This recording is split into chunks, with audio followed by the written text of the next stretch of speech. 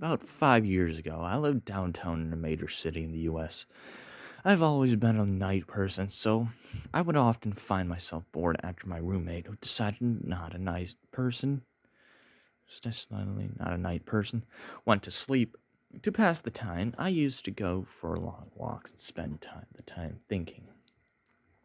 I spent 4 years like that, walking alone at night and never once had a reason to feel afraid. Always used to joke around with my roommate, but even that drug dealers in the city were polite. But all that changed in just a few minutes of one evening. It was a Wednesday, somewhere between 1 and 2 in the morning, and I was walking near a police patrolled park quite a ways from my apartment. It was a quiet night, even for a weekend, with very little traffic and almost no one on foot. The park, as it was most nights, was completely empty. I turned down a short side street in order to loop back to my apartment. When I noticed him at the far end of the street on my side was the silhouette of a man dancing. It was strange. It was a strange dance, but similar to a waltz. He finished each box with an odd forward stride. I guess you say he was dance walking, headed straight for me. Deciding he was probably drunk, I stepped as close as I could to the road to give him the majority of the sidewalk to pass by me.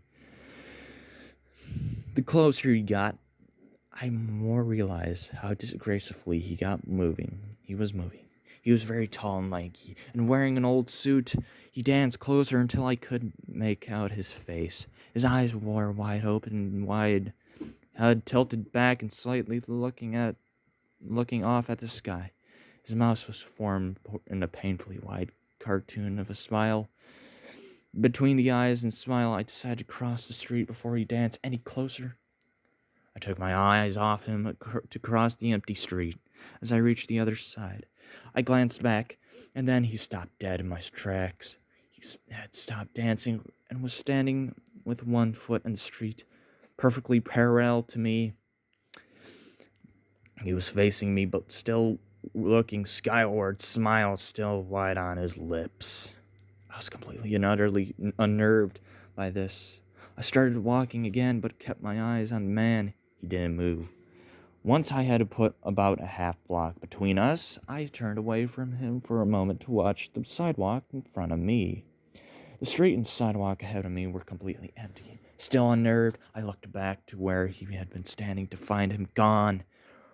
For the briefest of moments, I felt relieved until I noticed him. He had crossed the street and was now slightly crouched down. I couldn't tell for sure due to the distance of the shadows, but I was certain he was facing me. I had to look away from him for no more than 10 seconds. So it was clear.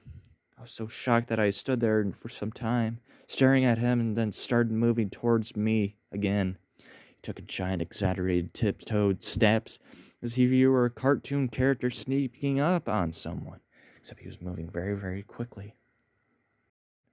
I'd like to say that at this point, I ran away, pulled out my pepper spray or my cell phone or anything at all, but I didn't. I just stood there, completely frozen as the smiling man crept toward me.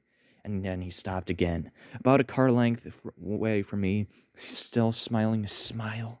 He looked to the sky. When I finally found my voice, I blurted out the first thing that came to my mind. What I meant to ask was, "What do you want?" in an angry, commanding tone. What came out was a whimper. What? Regardless of whether or not humans can smell fear, but they can certainly hear it. I heard it in my own voice, but only made me more afraid. But he didn't react to it at all. He just stood there smiling, and all after what it felt like forever. He turned around very slowly and started dance walking away just like that, not wanting to turn my back to him again. I just watched him go until he was far enough away to be out of sight. And then I realized something. He wasn't moving any away anymore, nor he was dancing. I watched I watched in horror, and the distant shape of him grew larger and larger. He was coming back my way, and this time he was running. I ran too. I ran until off the side of the side road. and back onto a better lit road with sparse traffic. Looking behind me then, there was nothing to be found. The rest of the way home, I kept glancing over my shoulder. I was always expecting to see his stupid smile, but he was never there. I lived in that city for 6 months after that night, and I never went out for another walk. There was something odd about his face that always haunted me. He didn't look drunk. He didn't look high. He looked very completely and utterly insane. That's a very, very scary thing to say. See?